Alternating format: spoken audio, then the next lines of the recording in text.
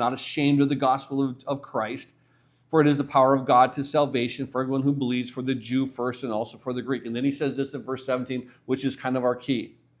For in it, in this gospel, the righteousness of God is revealed. So understand that he's talking about this declared righteousness of the believer is now revealed in this gospel. So that declared righteousness is justification. And so this righteousness of God is revealed from faith to faith, as is written, the just shall live by faith. Now, when we started, once we get into verse 18, it talked about the wrath of God is revealed. And from chapter 1:18 all the way to chapter 3, verse 20, we were kind of looking at the universal need for justification.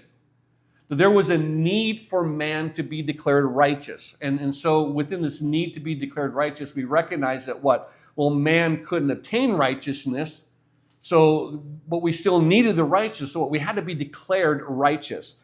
And so it's a beautiful thing to recognize that here, as he began to start out, that we recognized that what everyone was under sin. The Jew was under sin, the Gentile was under sin, and because everyone was under sin, and as we looked at, there was no difference between it, and so because all were under sin, what? In order to get right with God, we had to have this righteousness. We needed that. So we started out by thinking that, okay, we understood that there was a universal need for righteousness. After we saw the universal need for righteousness, then what began to develop was this.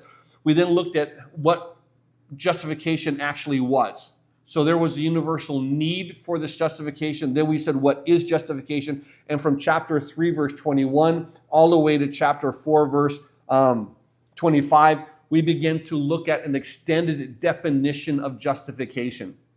And that justification, as we begin to see it, was this legal act of being declared righteous by God through faith apart from works. So we're declared right, completely perfect before God through faith, but it's not by the works that we've done. What it is this. It isn't through a work of the law. It isn't through a work that's outside of the law. It's faith, but it's faith based upon the person, the life, the ministry, the death, the resurrection of Jesus Christ. That's it. And that's the only thing that faith is centered on. And that faith alone results in what? Justification.